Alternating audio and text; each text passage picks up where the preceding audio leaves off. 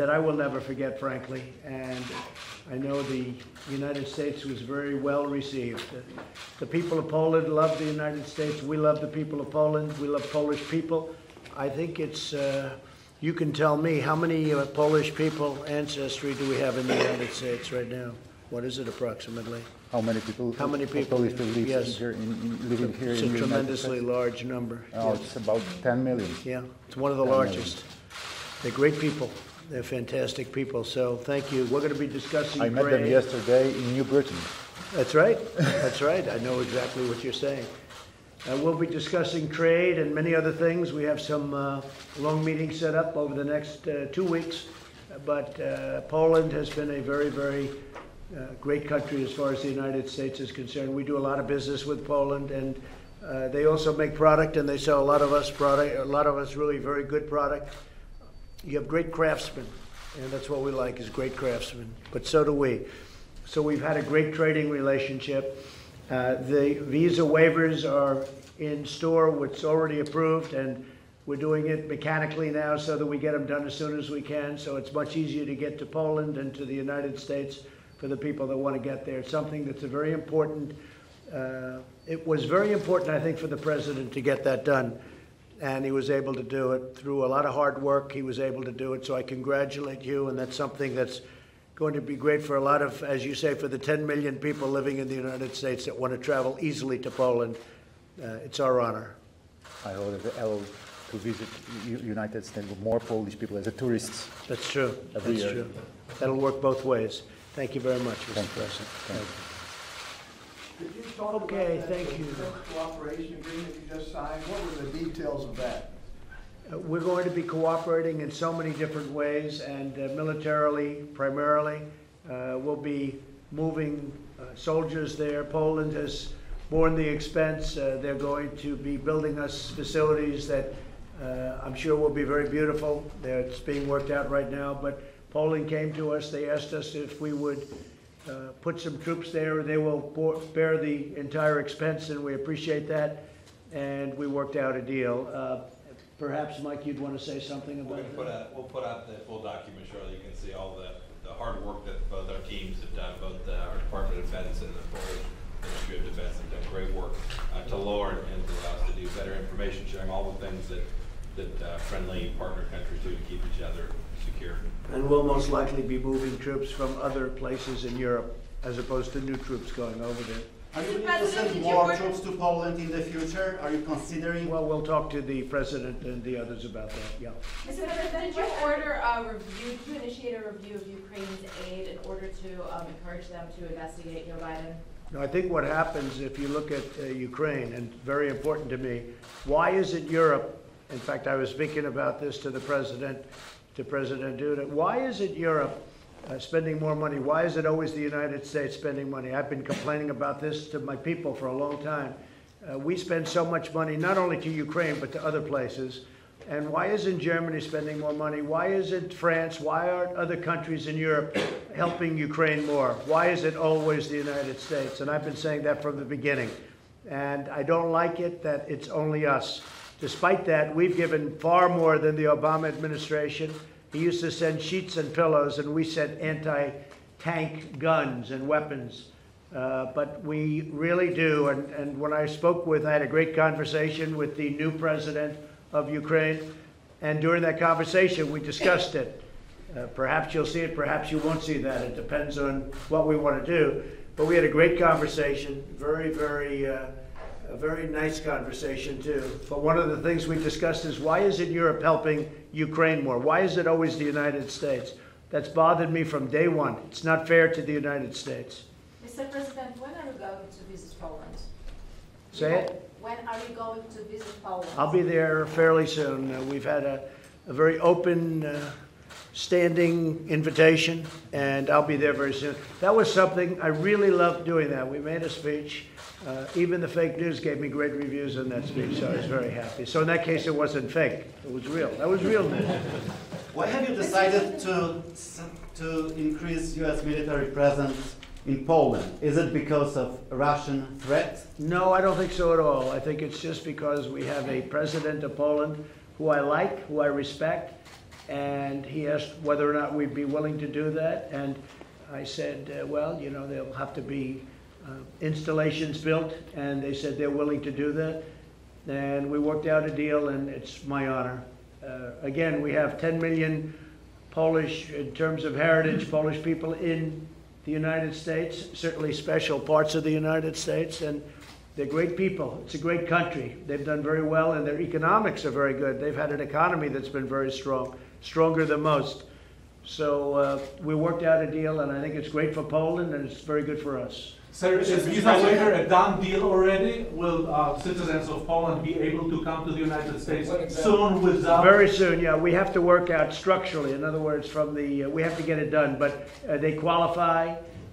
We worked together very hard on that. But now they qualify, Georgette, and we're going to be able to work that out very quickly. I think over the next couple of months we could have it done. And I know Poland's been looking for that. How many years have you been looking for that, the waivers? How many years have you been? How many? 30. 30. 30's a long time. I didn't know it was that long, but we got it done. Trump gets it done. Other people don't get it done. We get it done. That was a good one. That's good for everybody. Mr. Yeah. President, on the aid, the question of aid from a moment ago, did you tell the Ukrainian leader that they would have the aid only if they investigated Joe Biden and his family? No, I didn't. No, I didn't. I didn't do Could that you at elaborate all. as to what you But did? Joe Biden said it about his son. Joe Biden was very dishonest what he did. What he did is he said, if they don't do this or that and get rid of a certain prosecutor. Joe Biden said it. But because you're a faker, you in particular, you're a fake news group of people, you don't want to report that. I didn't do it. And you can, I hope you're going to be able to see a call, because I didn't do it. Everybody's looking for that call. And keep going the way you're doing, because when you see the call, you're going to be very surprised. No, but Joe Biden, let me just be quiet.